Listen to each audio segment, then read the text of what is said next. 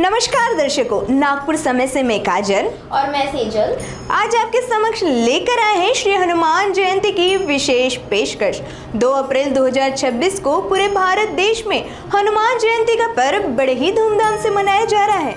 इस पर्व को लेकर क्या मान्यता है और आखिर क्यों मनाई जाती है हनुमान जयंती, चलिए डालते हैं इस बात पर एक नजर। श्री हनुमान जयंती भगवान हनुमान के जन्म के उपलक्ष्य में मनाया जाने वाला एक प्रमुख हिंदू त्योहार है, जो आमतौर पर चैत्र माह की पूर्णिमा को पड़ता है। पौराणिक कथाओं के अनुसार माता अंजनी की 12 वर्ष की तपस्या के बाद मंगलवार के दिन बजरंगबली का जन्म हुआ था। उसी के अवसर में हनुमान जयंती यानी कि हनुमान जन्मोत्सव मनाया जाता है। वही बालपन में सूर्य को फल समझकर निकले हनुमान की इंद्र के वज्र से ढूंढी टूट गई थी, इसीलिए उनको हनुमान का नाम दिया गया। राम युग की ग्रांथिक मान्यताओं की बात करें तो गदाधारी प्रभु हनुमान स्वयं शिव शंकर के अवतार माने जाते हैं। कहा जाता है कि विष्णु जी के राम अवतार के बाद रावण को दिव्य शक्ति प्रदान हो गई, जिससे रावण ने अपनी मोक्ष प्राप्ति हेतु शिव जी से वरदान मांगा कि उन्हें मोक्ष प्रदान करने हेतु कोई उपाय बताए। तब शिव जी ने राम के हाथों मोक्ष प्रदान करने के लिए लीला रची। शिव जी की लीला के अनुसार उन्होंने हनुमान के रूप में जन्म लिया ताकि रावण को मोक्ष दिलवा सके। इस कार्य में राम जी का साथ देने हेतु स्वयं शिव जी के अवतार हनुमान जी आए थे, जो कि सदा के लिए अमर हो गए। रावण के वरदान के अनुसार उन्हें मृत्यु के साथ साथ उसे मोक्ष भी दिलवाया।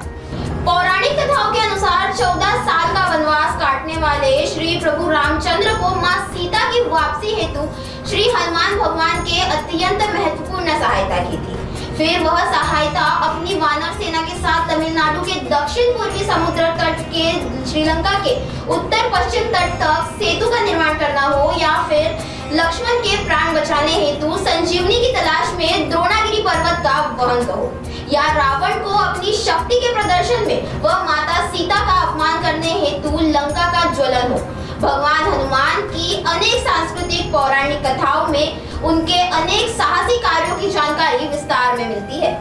विविधता में एकता का देश यानी ही भारत देश की बात करें तो यहाँ हनुमान जयंती की धूम चरम पर होती है।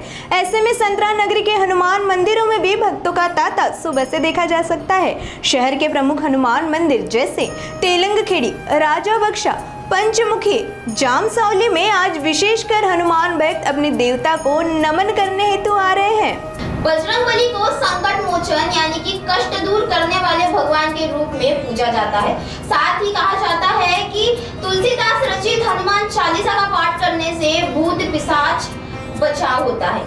भूत पिशाच निकट नहीं आवे, महावीर जब नाम सुनावे। वही शक्ति भक्ति के प्रतीक माने जाने वाले संकट मोचन को प्रसन्न करने हेतु इस दिन भक्तगण उपवास व विशेष पूजा अर्चना समेत भगवान हनुमान को बूंदी के लड्डू का प्रसाद अर्पित करने की परंपरा प्रचलित है। एक अन्य मान्यता के अनुसार कहा जाता है कि बजरंगबली जो बाल ब्रह्मचारी थे अतः इन्हें जनेऊ भी पहनाई जाती है। हनुमान जी की मूर्तियों पर सिंदूर और चांदी का वर्क चढ़ाने की परंपरा है। कहा जाता है कि राम की लंबी आयु के लिए एक बार हनुमान जी अपने पूरे शरीर पर सिंदूर चढ़ा लिया था और इसी कारण उन्हें और उनके भक्तों को सिंदूर चढ़ाना बहुत अच्छा लगता है, जिसे चोला कहते हैं। संध्या के समय दक्षिण मुखी हनुमान मूर्ति के सामने शुद्ध होकर मंत्र जाप करने को अत्यंत महत्व दिया जाता है। हनुमान जयंती पर रामचरितमानस के सुंदरकांड पाठ को पढ़ना भी हनुमान जी को प्रसन्न करता है। सभी मंदिरों में इस दिन तुलसीदास कृत रामचरितमानस एवं भगवान हनुमान चालीसा का पाठ होता है। स्थान स्थान पर भंडारे आयोजित किए जाते हैं।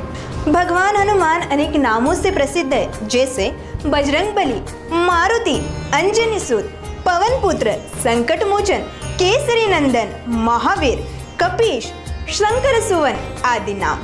विभिन्न नामों से प्रचलित ऐसे तुम हनुमान, लाल रंग का चोरा धारी तो, सालासर धाम के राजा भी तुम, गदा तुम्हारे शक्ति का प्रमाण, क्या गुण गाए तुमरे कीर्ति के नागपुर समय परिवार। बस विनती करे हमारा परिवार, करो हर भक्त का कष्ट तुम दूर, दो उन्हें मुंह मांगा वराप। दर्शकों, आप सभी को हनुमान जयंती के इस पावन पर्व की नागपुर समय की ओर से हार्दिक हार्दिक शुभकामनाएं। जय श्री हनुमान।